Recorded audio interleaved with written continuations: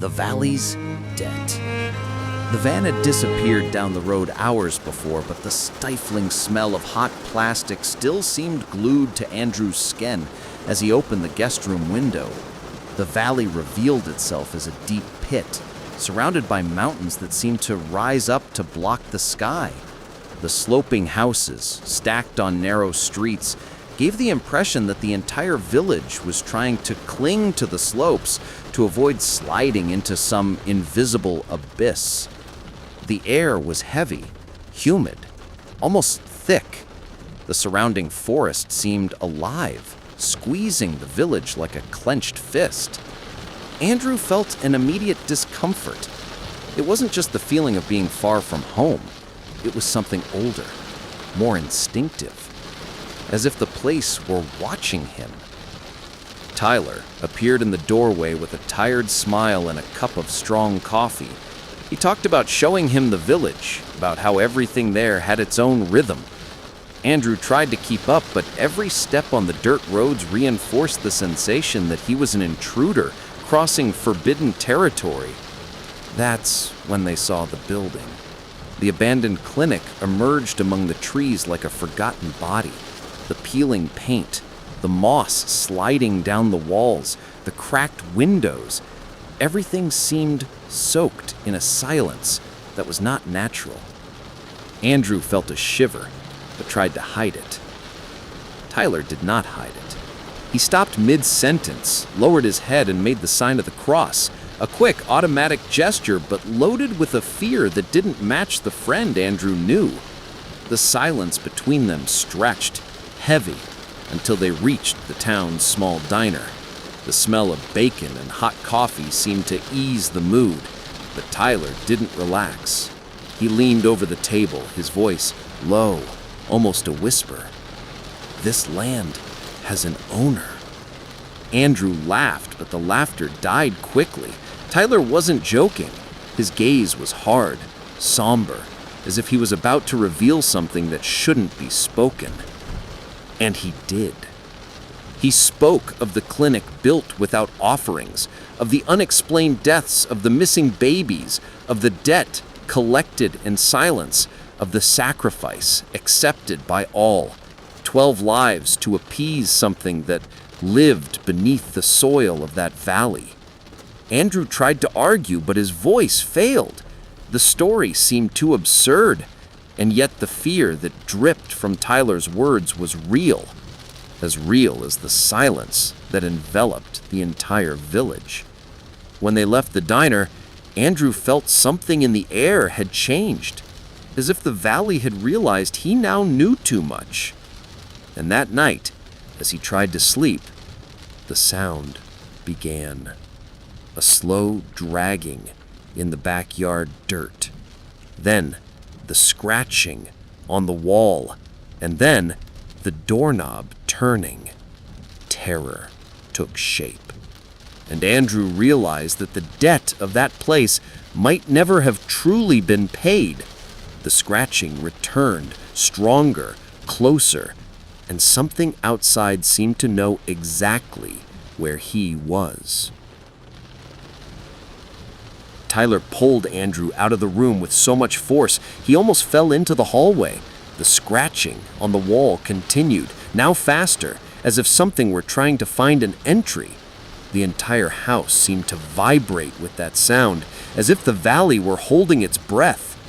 Andrew's backpack was loosely closed when they went out the back, plunging into the compact darkness of the night. The air seemed colder there, denser, as if something was moving among the trees. Every step was accompanied by an unnatural silence, a silence that seemed to wait. Tyler's father's old car coughed before starting.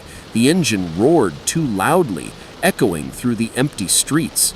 Tyler sped off, without looking to the sides, his hands trembling on the wheel, his eyes fixed on the dirt road that snaked between the sleeping houses. "He knows you took it," he repeated, almost voiceless. "He knows." Andrew tried to breathe, but the air seemed too heavy. The shard of tile, now wrapped in Tyler's shirt, rested on his lap like a living weight. With every jolt of the car, Andrew felt a pang of nausea, as if something inside that piece of ceramic were pulsing. When they got near the clinic, Tyler braked sharply. The abandoned building emerged from the shadows like a forgotten monolith. But there was something different that night. The darkness around it seemed thicker, deeper, as if the entire valley had leaned in to watch. "Go," said Tyler without taking his eyes off the building. "Give it back, now." Andrew got out of the car on wobbly legs. The icy wind cut his skin, bringing a smell of wet earth that didn't match the night's dryness. He walked to the edge of the property, each step harder than the last. He placed the tile on the ground. He knelt and muttered an apology he could barely hear. The silence that followed was absolute. A silence so profound, it seemed to pull the air into the earth. Andrew ran back to the car. Tyler sped off violently, raising dust on the road. They drove for almost an hour until they reached the highway. The sky was still completely dark when Tyler pulled over to the shoulder. "Don't come back," he said, without looking at Andrew. "Never again." And he disappeared into the darkness.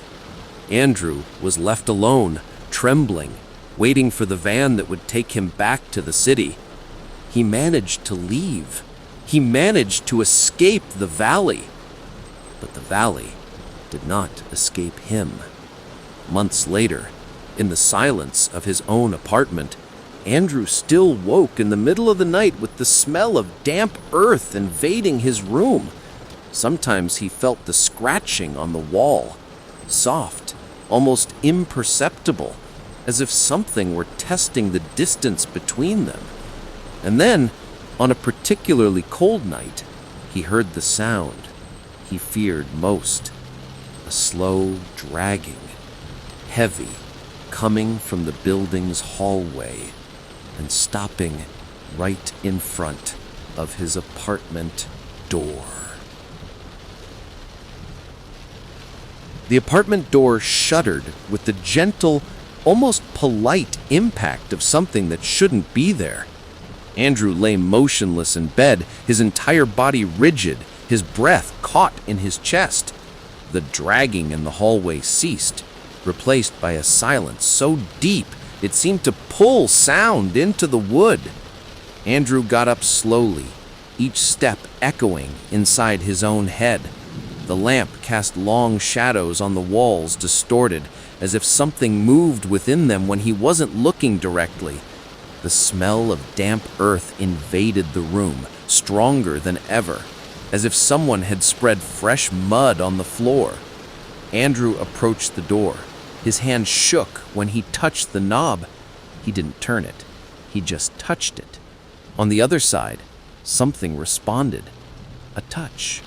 Light. Delicate. Like fingers testing the thickness of the wood.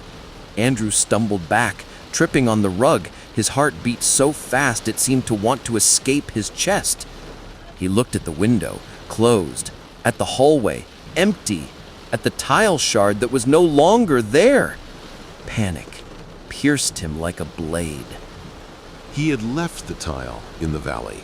He was sure of it. He had seen Tyler place it on the ground. He had apologized. He had fled. But now, in the corner of the living room, on the table where he left his keys, there was something new. A small pile of dark earth, and on top of it, half buried, the same light blue shard with the smiling sun, dirty, cracked, as if it had been torn from the ground by force. Andrew felt his stomach turn. The nausea returned with violence. The air became heavy, hard to pull in. Then, from the other side of the door, the voice came. Low, scratched, almost childlike. The debt opened, and the doorknob began to turn. The apartment door held for a few seconds, as if something on the other side was testing the strength of the wood. Then silence fell again, A silence so absolute, Andrew felt his own pulse echoing inside his head. He backed up until he hit the wall, trying to control his breathing, but the air seemed too dense, too heavy, as if the entire environment were being compressed. The smell of damp earth intensified. It wasn't just an odor, it was a presence. Ancient, deep dampness, as if the valley had seeped through the cracks of the building and was now breathing inside the apartment. Andrew took a step back, then another. The tile shard on the table seemed to glow under the faint light, the childish drawing of the snarling sun distorted by cracks he didn't remember seeing before. The ceramic was covered in a thin layer of dark earth, as if it had just been dug up. A dry crack echoed in the hallway. Then another. Then another. Footsteps. Slow. Dragged. As if something heavy was being pulled across the floor, scraping against the concrete. The sound approached the door, stopping, advancing, stopping again, as if it were sniffing the way. Andrew retreated into the kitchen, his hands shaking. He grabbed a knife without thinking, holding it tightly, though he knew it wouldn't make a difference. The apartment seemed smaller, the shadows denser, as if the space were closing in around him. Then something changed. The smell of damp earth shifted, moving through the air like an invisible current. It passed through the living room, crossed the hallway, and stopped exactly behind him. Andrew turned slowly. Nothing. But the air was colder there, much colder. The lamplight flickered once, twice, and went out. In the total blackness, the dragging started again, but now it came from inside the apartment, very close, so close that Andrew felt the floor vibrate beneath his feet. And then, in the absolute dark, a voice whispered behind him, so low it seemed to brush the nape of his neck. "You brought me with you." The darkness seemed to breathe with him. Andrew retreated until he felt the cold refrigerator against his back, the knife still firm in his hand, useless as a toy. The air was so heavy that every breath seemed to pull dirt into his lungs. The silence was absolute, until it wasn't. A dry crack echoed on the living room floor, then another, as if something was walking but not with steps. It was an irregular, broken sound, like bones touching the floor. Andrew squeezed his eyes shut, trying to see some shape in the blackness, but the darkness seemed alive, undulating, moving. The light in the building's hallway came on outside, filtering under the door. The thin line of light illuminated the living room floor, and something interrupted its passage. A shadow, low, hunched, motionless. Andrew held his breath. The shadow didn't move, but it seemed to pulsate, as if it were breathing. The smell of damp earth grew so strong he almost choked. The knife slipped a little in his sweaty hand. Then the shadow dragged itself an inch forward, then another, and another, until it stopped right in front of the kitchen doorway. Andrew felt his entire body freeze. The shadow seemed to observe, even without eyes. The air grew colder, so cold his skin began to burn. And then something fell to the floor. A light sound. A small object. Andrew looked down. It was the tile shard, but now the drawing of the smiling sun was completely gone, replaced by dark marks like dirty fingers of earth that had pressed the ceramic with too much force. The crack in the center had opened, forming a thin, deep fissure, like a mouth. The shadow drew a little closer, and the fissure in the tile moved. A whisper escaped it, not coming from the air, but from within the ceramic, as if something were trapped there, trying to get out. The debt does not close. The hallway light went out, and the shadow advanced. The shadow advanced with a sharp movement, as if it had stopped crawling and was now being pulled by something faster, more determined. Andrew stumbled backward, knocking over pans, hitting his shoulder on the edge of the sink. The pain was immediate, but distant, as if his body were trying to warn him that it no longer mattered. The air became so cold that his breath came out in short clouds. The darkness seemed to fold around him, thick, almost solid. The sound of dragging ceased suddenly, replaced by a silence so deep Andrew felt his ears ring. Then something touched his ankle. A light touch. Cold. Damp. Andrew kicked instinctively, but the touch held firm, climbing up his leg like thin, muddy fingers gripping his skin.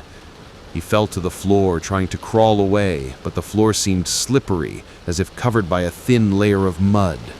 The shadow rose, not fully, just enough to reveal a humanoid outline, twisted, as if hastily molded by impatient hands. The face was just a suggestion in the darkness, but Andrew saw something shine where the eyes should be. 2 black dots, round, like buttons. The voice came from within the shadow, but also from within the tile, and also from within the wall itself. It was multiple, fragmented, as if several mouths were speaking at once. The debt is not yours. Andrew froze. The shadow tilted its head as if studying him. But you opened the way. The floor trembled lightly as if something larger were moving beneath the building. The shadow retreated 1 step, then another, dragging with it the smell of damp earth. The touch on his ankle disappeared. The darkness seemed to dissolve, returning to occupy only the corners of the apartment. But before disappearing completely, the voice spoke one last time. Now clear, almost human. He comes to take what is his. The light returned. The apartment was empty. The tile shard, however, remained on the floor.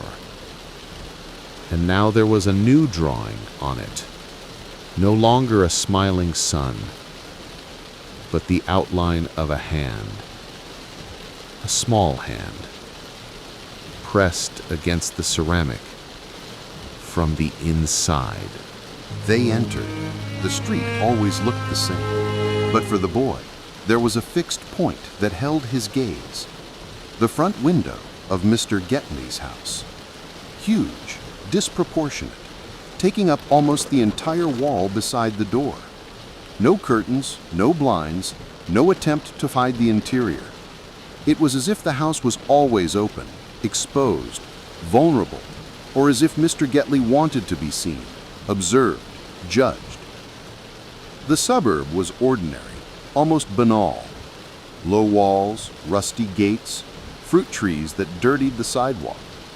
But in the middle of that normality, there was him, a solitary, middle-aged man who rarely left the house and who, when he did, seemed to carry an invisible weight on his shoulders. What drew attention and fed the childish cruelty was his manner. Floral dresses inside the house, ribbons in his long hair, hours talking to dolls lined up on a shelf, right in view of the street. For the boys, that was reason enough to make his life a spectacle. Every evening after soccer, they would gather in front of the window. They shouted insults, laughed, provoked. Sometimes Mr. Getley would appear at the door, hunched, as if each movement pained him. He would pick up pebbles from the garden and throw them without force, just to shoo them away.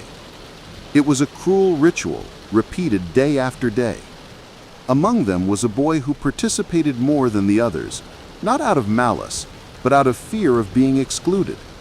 He laughed, shouted, imitated his friends, even when something inside him cringed. But what really unsettled everyone wasn't the dresses or the hair. It was the doll collection.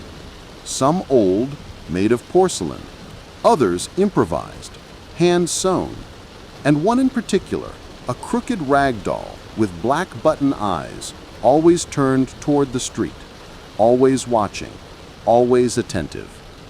The story began to change on a stuffy Saturday afternoon.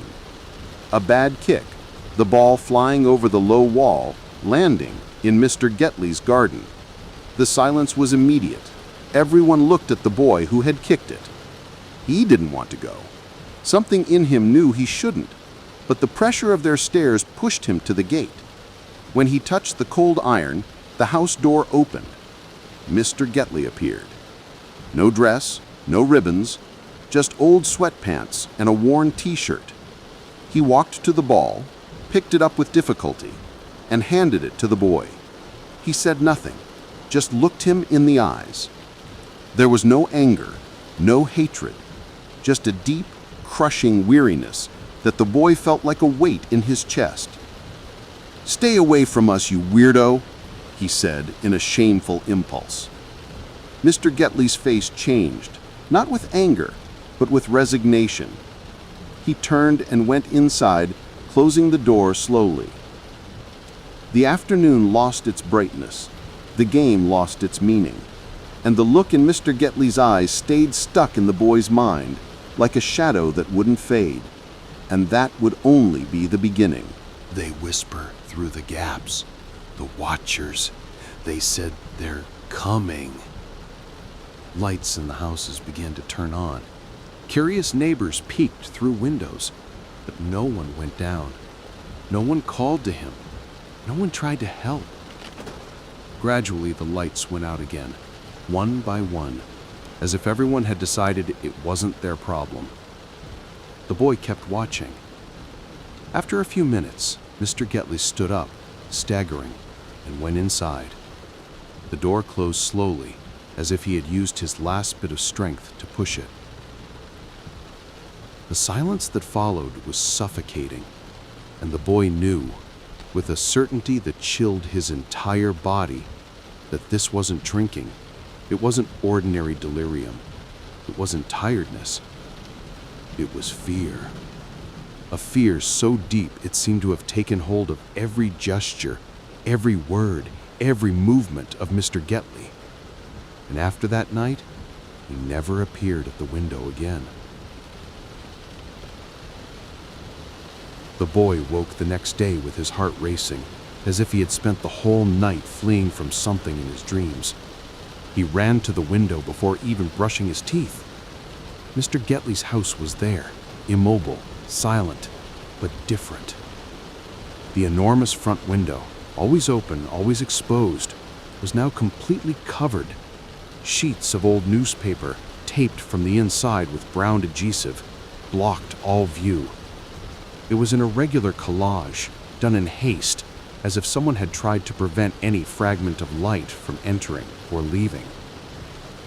That makeshift barrier turned the house into something that seemed dead, or worse, something trying to hide.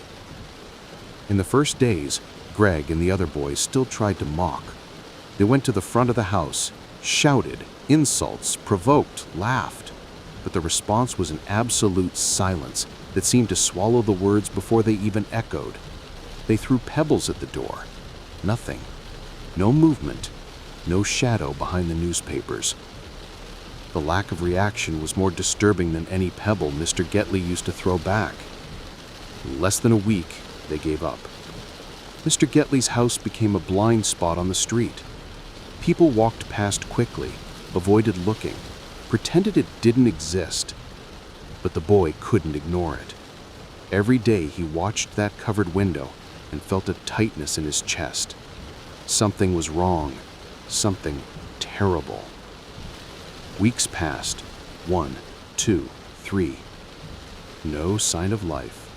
No lights on at night. No trash taken out. No sound from inside. The grass grew unchecked.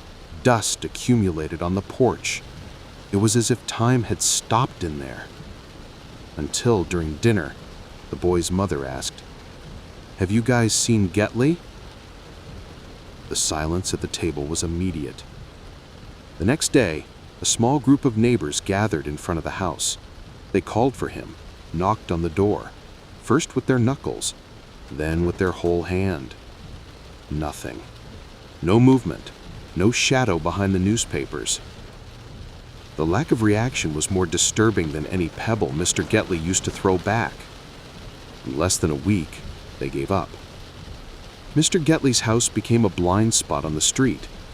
People walked past quickly, avoided looking, pretended it didn't exist. But the boy couldn't ignore it. Every day he watched that covered window and felt a tightness in his chest.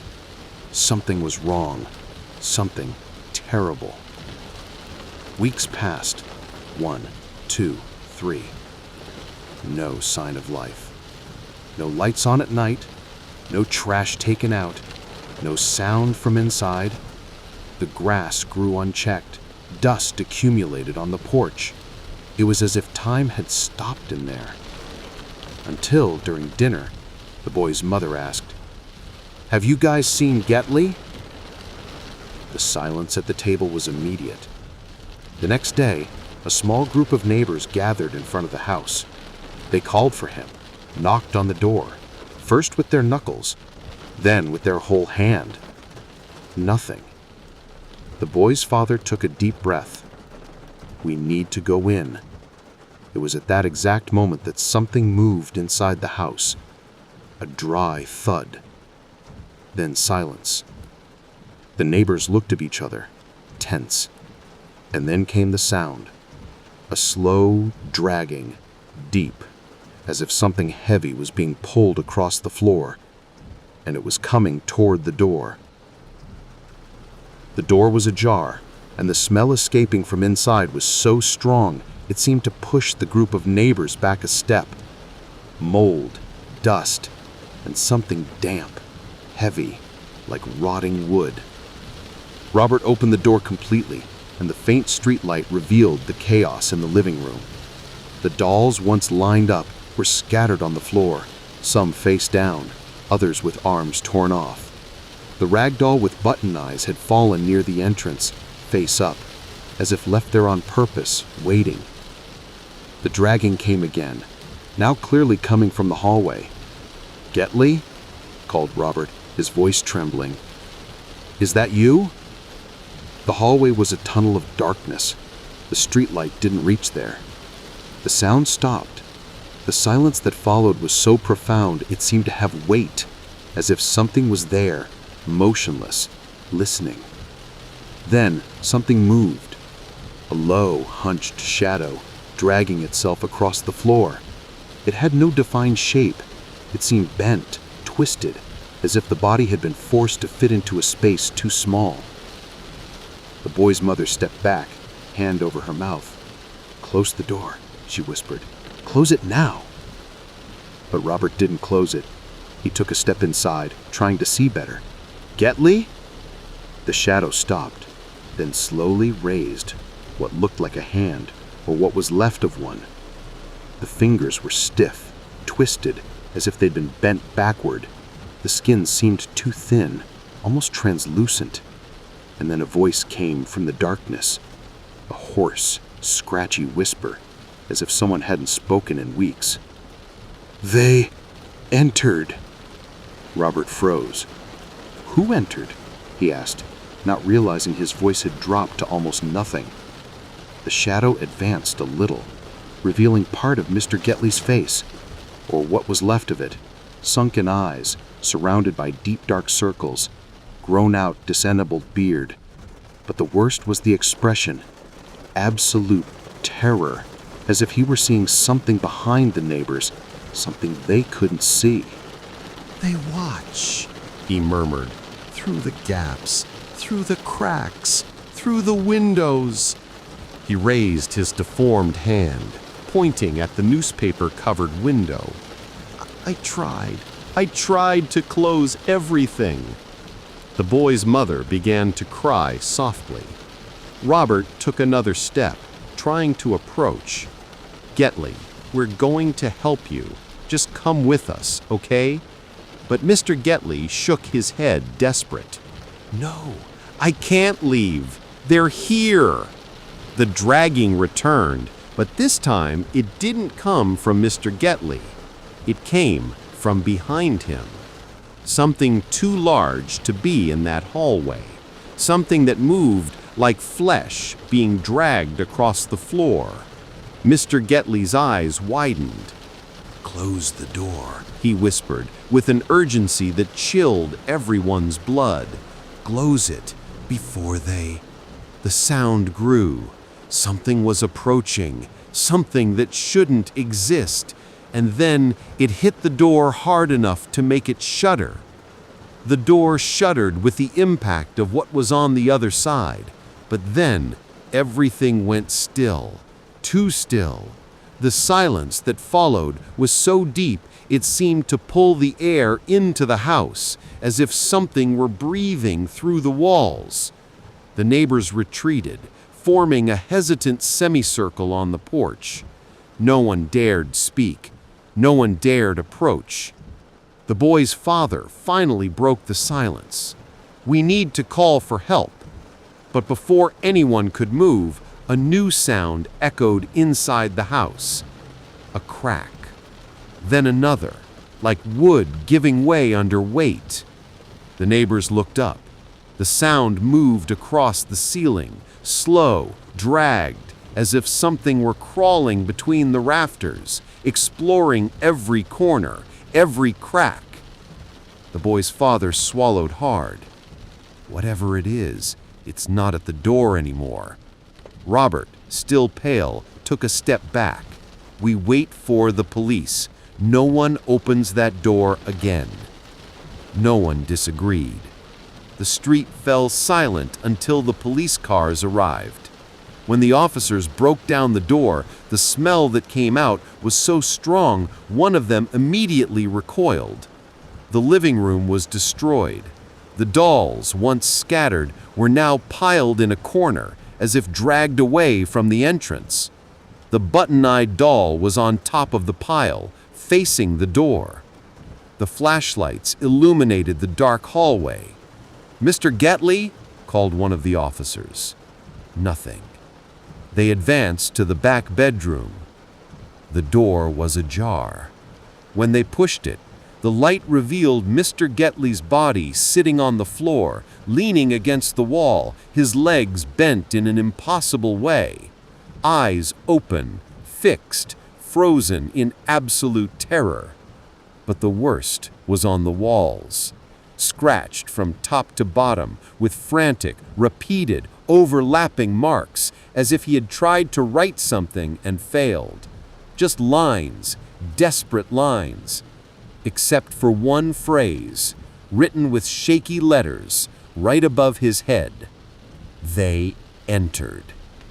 The boy never forgot, and that night when he tried to sleep, he heard, coming from some dark corner of the house, a slow, deep, patient scratching, as if something was testing the cracks.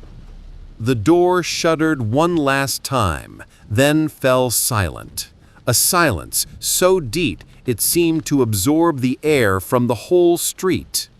The neighbors retreated, paralyzed as the police finished cordoning off the house. The night advanced heavily, suffocatingly, as if something invisible had settled in the suburb, watching every lit window. The boy couldn't sleep. Every creak of wood, every distant noise made his body stiffen.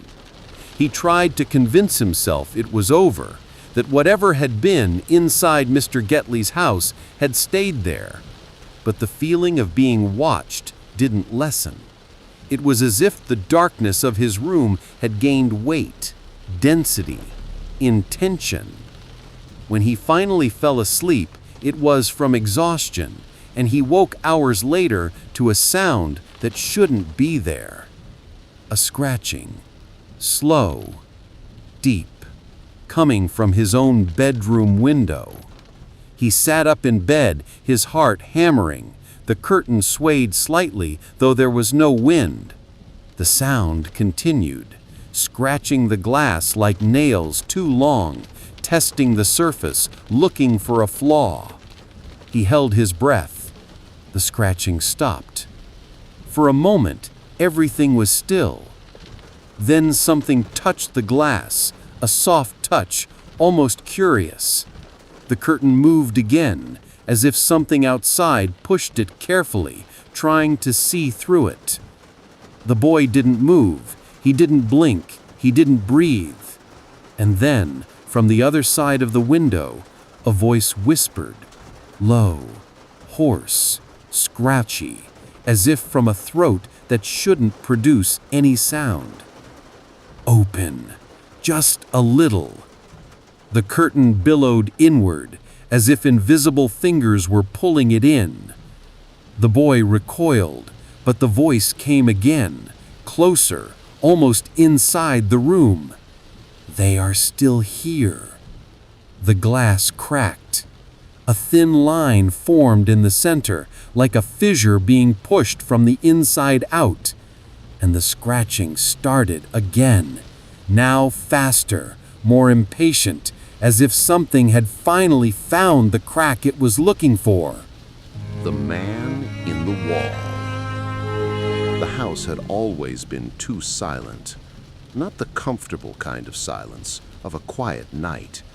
It was a dense, heavy silence that seemed to pile up in the corners like dust. Daniel had felt it since he was little, but never knew how to explain it. His mother said it was just his imagination, but he knew it wasn't. When he was 8, he started hearing the first sound. A scratching coming from inside the wall, always in the same spot, behind the headboard of his bed, always at the same time, just after midnight. At first it was faint, a slow scraping, like someone dragging a nail over the plaster. Daniel would call his mother. She would enter the room, turn on the light, press her ear to the wall and say, "There's nothing here, son. Go to sleep." But as soon as she left, the sound would return. Louder, closer. Until one night, the scratching stopped suddenly and was replaced by something else. A whisper. Low, hoarse, almost a breath. Daniel didn't understand the words, but he understood the intention. The voice was calling for him. He curled up in bed, pulled the blanket over his face, and squeezed his eyes shut. The whisper continued for long minutes, until it vanished as abruptly as it had begun. The next morning, Daniel woke with the feeling that someone had spent the entire night watching him. And when he looked at the wall, he saw something that hadn't been there the day before. A small crack, thin, vertical, as if the wall had begun to open. He touched it with the tip of his finger. The wall was cold, too cold.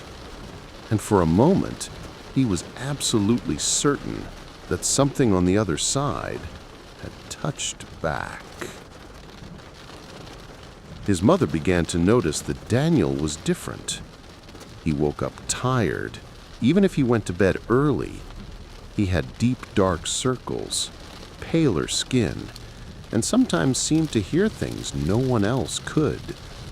During breakfast, he would stop chewing mid-meal and stare fixedly at the kitchen wall, as if something were there. "What is it, son?" she would ask. Daniel would take a moment to answer. "He's calling me."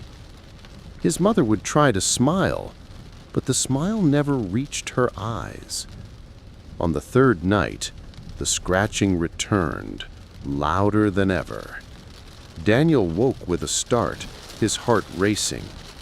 The crack in the wall was now bigger, as if it had opened a few more millimeters while he slept. He approached slowly, his breathing short. The scratching stopped. And then for the first time, the voice spoke clearly. Daniel. The whisper came from inside the wall. It didn't sound distant. It sounded just a few inches from his face. Daniel stumbled backward, tripping on the rug. "Mom!" he screamed. His mother rushed in, turned on the light, hugged him. He was trembling so much he could barely speak. He said my name." His mother looked at the wall. The crack. The plaster slightly bulging, as if something were pressing from the other side.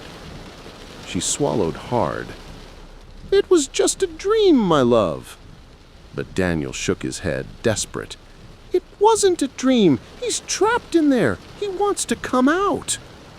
His mother put him to bed, sat beside him, and stayed there until he fell asleep. When she finally got up to turn off the light, something caught her attention. The crack. It was pulsing, as if breathing. And for a moment, she had the impression of seeing a dark eye watching her from inside the fissure. She blinked, and the eye was gone. But the chill that ran down her spine remained. And that night, for the first time, she locked Daniel's bedroom door from the inside and slept on the floor, leaning against it, as if she were trying to keep someone or something from entering or leaving. His mother decided Daniel wouldn't sleep alone anymore. She dragged a mattress to the floor of his room and spent the night there, lying down, staring at the cracked wall as if expecting something to emerge from it at any moment. But nothing happened. No scratching, no whisper, only a silence so deep it seemed artificial, as if the house were holding its breath. The next morning, the crack was bigger. It was no longer a thin line. It was now the width of a finger, and the plaster around it seemed pushed outward, as if something were pressing from inside. His mother spent the whole day trying to act normally, but Daniel could sense her nervousness. Her hands shook when she washed dishes. She looked at the walls frequently, as if expecting to hear something. And that night, when she thought Daniel was asleep, he heard her muffled crying in the hallway.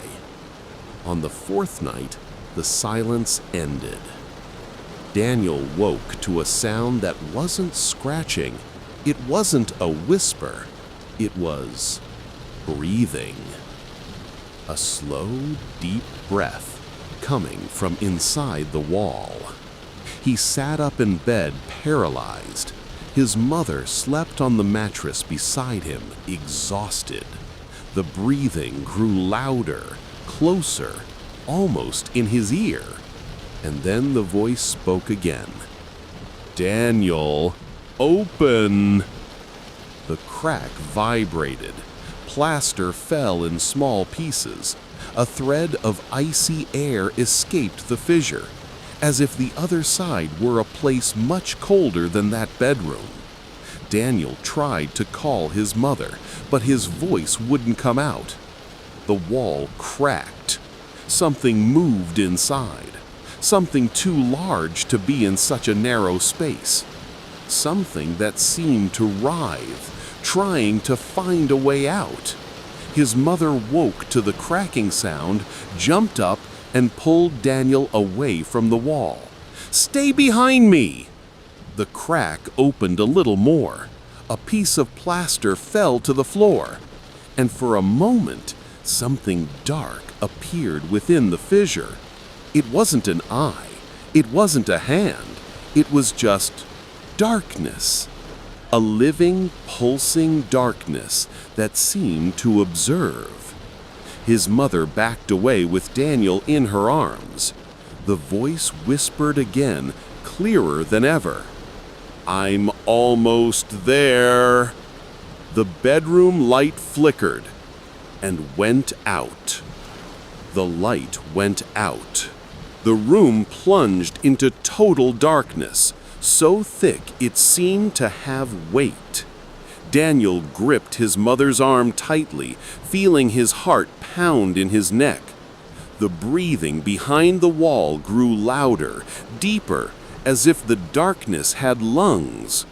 His mother fumbled on the floor, searching for her phone to use as a flashlight, but before she found it, something touched the wall from the inside. A dull thud, then another, as if someone were pounding with a fist, trying to break through. The crack opened a little more, releasing a crack that echoed through the room.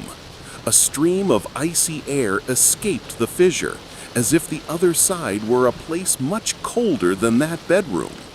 Daniel tried to call his mother, but his voice wouldn't come out. The wall cracked. Something moved inside. Something too large to be in such a narrow space. Something that seemed to writhe, trying to find a way out. His mother woke to the cracking sound, jumped up, and pulled Daniel away from the wall. "Stay behind me!" The crack opened a little more. A piece of plaster fell to the floor, and for a moment, something dark appeared within the fissure. It wasn't an eye, it wasn't a hand, it was just darkness. A living, pulsing darkness that seemed to observe. His mother backed away with Daniel in her arms. The voice whispered again, clearer than ever. "I'm almost there." The bedroom light flickered and went out. The light went out. The room plunged into total darkness, so thick it seemed to have weight. Daniel gripped his mother's arm tightly, feeling his heart pound in his neck. The breathing behind the wall grew louder, deeper, as if the darkness had lungs. His mother fumbled on the floor, searching for her phone to use as a flashlight, but before she found it, something touched the wall from the inside. A dull thud, then another, as if someone were pounding with a fist, trying to break through. The crack opened a little more, releasing a crack that echoed through the room. A stream of icy air escaped the fissure, as if the other side were a place much colder than that bedroom. Daniel tried to call his mother, but his voice wouldn't come out. The wall cracked. Something moved inside. Something too large to be in such a narrow space. Something that seemed to writhe, trying to find a way out. His mother woke to the cracking sound, jumped up, and pulled Daniel away from the wall. "Stay behind me!" The crack opened a little more. A piece of plaster fell to the floor, and for a moment, something dark appeared within the fissure. It wasn't an eye, it wasn't a hand, it was just darkness. A living, pulsing darkness that seemed to observe. His mother backed away with Daniel in her arms. The voice whispered again, clearer than ever. "I'm almost there." The bedroom light flickered and went out. The light returned, slowly, flickering as if undecided between staying on or giving up. His mother held Daniel so tightly he could barely breathe. The room felt different, not because of the dim light, but because the wall seemed deeper, as if it had given way a few inches inward. The silence that followed was worse than any whisper. Daniel looked at his mother, eyes wide. "He didn't go back inside," he said, almost voiceless. "He stayed stuck between the sides." His mother tried to deny it, but she couldn't. The crack was now the size of an arm. The plaster around it was broken, as if fingers had braced against it for leverage. She took Daniel's hand and dragged him out of the room. "We'll sleep in the living room tonight." But as they passed through the hallway, Daniel stopped suddenly. "Mom!" She turned around. "What is it?" Daniel pointed to the hallway wall. A new crack. Thin, vertical, freshly formed. "He's looking for another way out." His mother pulled her son with more force, almost running to the living room. She locked the door, pushed the sofa against it, turned off the lights, and huddled with Daniel in the farthest corner. The silence returned, but it didn't last. A scratching began on the living room wall, then another on the opposite wall, then another on the ceiling, as if something were moving inside the walls of the entire house, searching for the weakest point. Daniel covered his ears, crying, "He wants out, Mom! He wants out anywhere!" His mother hugged him, trembling. And then, right behind them, on the wall where there had been no crack at all, the voice whispered, "Daniel, I found you." The wall behind them bulged inward, as if something huge had leaned against the other side. The wood of the furniture his mother had pushed against the door groaned, vibrating with a weight that shouldn't exist. Daniel felt the air grow colder, so cold it hurt to breathe. The voice returned, but now it didn't come from one specific spot. It came from all sides, from the walls, from the ceiling, from the floor. "Daniel, open!" His mother pulled him toward the center of the room, but the sound followed them as if the entire house were speaking. The scratching started again, but now it was simultaneous on all the walls at the same time, as if something were moving inside them too fast, too large, too impossible. The television turned on by itself, the screen went black, and for a moment, a face appeared reflected on it. It wasn't a human face. It was long, narrow, with eyes too deep and skin stretched like wet paper. And it smiled. A crooked, broken smile that seemed to tear the face itself apart. His mother turned Daniel's face away, but he had already seen. "He's out," Daniel whispered, voice broken. "He's not in the wall anymore." The house shook. A crack echoed across the ceiling, then another closer, then another right above them. His mother hugged him tightly, as if she could protect him from whatever was there. And then, slowly, something descended down the wall behind them. It made no sound. It didn't scratch. It didn't breathe. It just slid, as if it were part of the house itself. Daniel felt it before he saw it. A chill running up his spine, a weight in the air, a smell of mold and damp earth. His mother turned her head slowly and saw. An arm too long, too thin, emerging from the wall as if it were liquid, then the shoulder, then the face, the same one from the television, only worse up close, more crooked, more wrong. It leaned out from the wall like someone who had finally found the right door, and whispered, "I told you I was almost there." His mother pushed Daniel back, but the creature in the wall was already halfway out, his body contorting as if learning to use muscles that weren't his. Daniel stumbled, fell to the floor, and the creature turned its face toward him. The eyes were black holes, deep, hungry. It took its first step into the room, and the entire house seemed to hold its breath.